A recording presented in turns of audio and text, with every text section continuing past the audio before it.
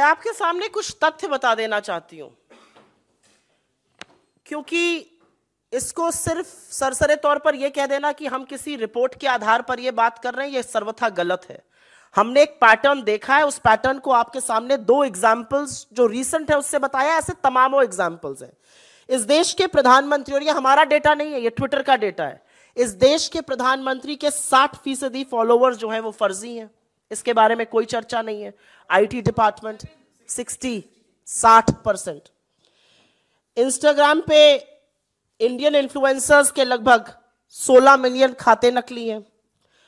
Report में बताया गया कि करीब 18,000 ट्विटर अकाउंट बीजेपी के फेक न्यूज फैलाते हैं। 18,000 ट्विटर अकाउंट हैं जो उसको एम्पलीफाई कर रहे हैं। ये किसके ट्विटर अकाउंट है? ये किसने खोले? ये कौन संचालित कर रहा है?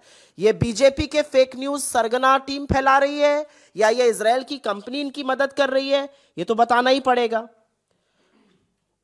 और सबसे बड़ी बात इसमें यह है, जो आपने पूछा हम क्या चाहते हैं, हम ये चाहते हैं कि सरकार अपनी चुप्पी तोड़े।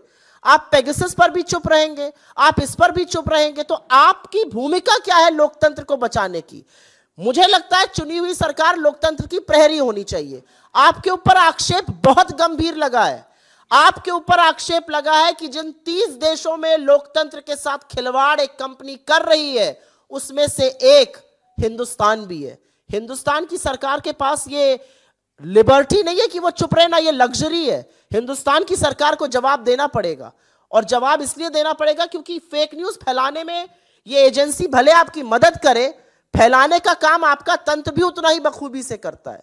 और जैसा कि पवन जी ने कहा कि अफवाह को एक तरह से आप मिलिटराइज कर रहे हो, उस अफवाह को आप किसी रूमर को, किसी अफवाह को एक तरह से वेपनाइज कर रहे हैं, और उसके चलते बहुत सारी दुष्परिणाम देख रहे हैं हम समाज में।